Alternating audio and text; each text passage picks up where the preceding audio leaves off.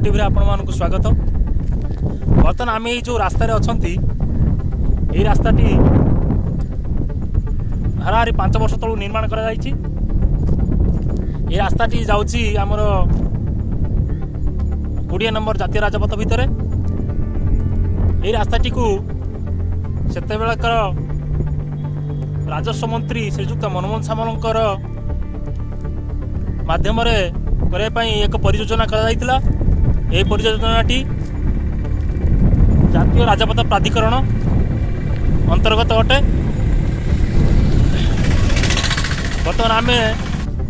बर्तमान आमर आखंडमणि आरडी पीठ मध्य देई कुआखियारू सात भाया जाए संप्रसारित अच्छी। जेहेतु आम ओडिशार एक पर्यटन स्थल बाबा आखंडमणि आरडी धाम यही रास्तार रूट को टिके मोडिफाइड करने प्रचेषा करते पूर्वतन जिला परिषद मेंबर श्रीजुक्त सुरेश कुमार साहू यही राजपथ को टिके मोडिफाई करने आमर वर्तमान केंद्र मंत्री श्रीजुक्त धर्मेंद्र प्रधान महोदय को एक चिठी माध्यम दृष्टिगोचर करते। वर्तमान से चिठी को माननीय केंद्र मंत्री धर्मेंद्र प्रधान ग्रहण करछंती। आउ से चिठी को वर्तमान परिवहन मंत्री श्रीजुक्त नितिन गडकरी यह ग्रहण करछंती। से विषय आम विशद भाव शुणा। सुरेश भाई नमस्कार। जो व्यू थिला ताकू आपण चिठी माध्यम माननीय केंद्र मंत्री धर्मेंद्र प्रधान को कहते चिठी सी भी ग्रहण करछंती। ए विषय लोक मानकू किसी कहिबे। जो रास्ता जातीय राजपथ 20 कुआखियारू सातभाया माने केन्द्रापड़ा जिला, कुआखिया माने जाजपुर जिला। रास्तार नाम है कुआखिया सातभाया भाया आखंडमणि धाम। आपण मैंने समस्ते जानी आरडी आखंडमणि धाम हूँ ओडिशार एक प्राचीन शैवपीठ।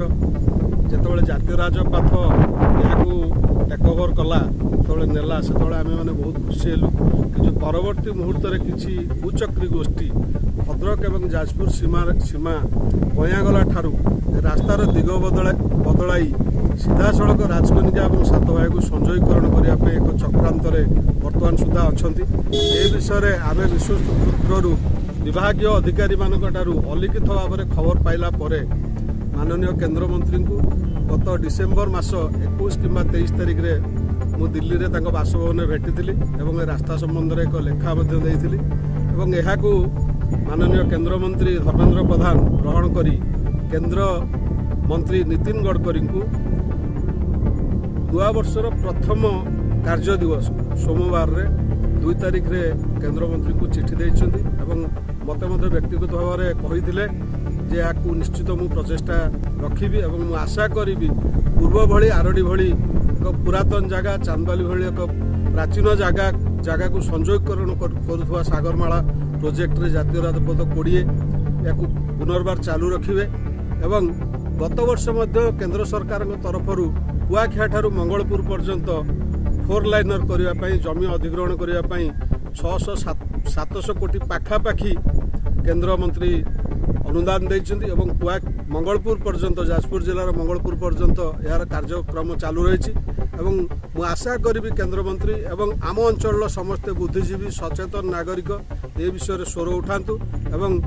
ये अंचल गमनागमन दृष्टि बहुत पछुआ थिला एवं ये अंचल रास्ताघाट और गमनागमन दृष्टि या वंचित करा न जाऊ। जय बाबा आखंडमणि की जय। बर्तमान आमे जो जातीय राजपथ कथा कहूली 20 नंबर जातीय राजपथ से राजपथ विषय आम तो शुणिले श्रीजुक्त सुरेश कुमार साहू मुहर एठिकार बासिंदा जड़े अच्छा आमर पूर्वतन सरपंच महोदय अरुआ नना आम रास्ता उपर कि पाखर शुणा आसन। ଏଠି ବାବା ଆଖଣ୍ଡଳ ତୀର୍ଥକ୍ଷେତ୍ର ଏଠି NH-20 ଯେଉଁ ଜାତୀୟ ରାଜପଥ ଯାଇଥିଲା କିଛି ଦିନ ପ୍ରଥମେ ମୁଁ ଶୁଣିବା ପାଇଲି ଅଫିସିଆଲି ମାଧ୍ୟମରେ ଶୁଣିବା ପାଇଲି ଏ ରାସ୍ତାଟା ଆମର ସେପଟ ସାଇଡ଼ ଯାଜପୁର ସାଇଡ଼ ପଳେଇ ବୋଲି। ସେତେବେଳେ ଆମେ ମୋର ଆମର ସଦସ୍ୟମାନଙ୍କୁ ଜଣାଇଥିଲି 4-5 ସରପଞ୍ଚ ସମିତି ସଭ୍ୟ ଏକ୍ସ ସରପଞ୍ଚ ଏବଂ ପ୍ରତି ଦଳ ଲିଡରଙ୍କୁ ବି ଜଣାଇଥିଲି ୟା ଭିତରେ ଗୋଟେ ଆନ୍ଦୋଳନ କରିବା ପାଇଁ।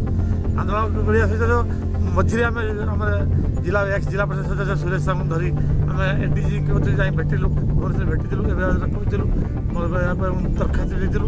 ଆଉ ସେ ବି ସୁରେଶ ସାହୁ ଯାଇକି ଏବେ ଧର୍ମେନ୍ଦ୍ର ଭେଟିକି କହି ଆସିଲି ଏଇଟା ଆମର ଆରଡ଼ି ଆଖଣ୍ଡି ପାଖରେ ଯେଉଁ ଜାତୀୟ ରାଜପଥ ଥିଲା ଜାତୀୟ ରାଜପଥ ଯିବା ଦ୍ୱାରା ଆଖଣ୍ଡି ମନ୍ଦିରର ବହୁତ ମାନ ବଢ଼ିବ। ତା ସହିତ ଜାତୀୟ ରାଜପଥର ବହୁତ ଜିନିଷ ଯେଉଁଟା ଅଛି ସରକାର ତରଫରୁ କୌଣସି ଜାତୀୟ ରାଜପଥର କିଛି ଟିକେ ଅସୁବିଧା ହେଲେ ସାଙ୍ଗେ ସାଙ୍ଗେ କାର୍ଯ୍ୟରେ କରାଯିବ। ଏଣୁ ଏବାଟେ ଯିବା ଆବଶ୍ୟକ, ନଗଲେ ଜନଆନ୍ଦୋଳନ ଯିବ ଏବଂ ସମସ୍ତେ ଆମେ ଆମେ ଏହାକୁ ସମସ୍ତେ ଦଳ ବିଷୟ ସମସ୍ତେ ବିରୋଧ କରିବୁ ଏବଂ ସମସ୍ତେ ଜନ ଆନ୍ଦୋଳନକୁ ରାସ୍ତା କରାଇବୁ।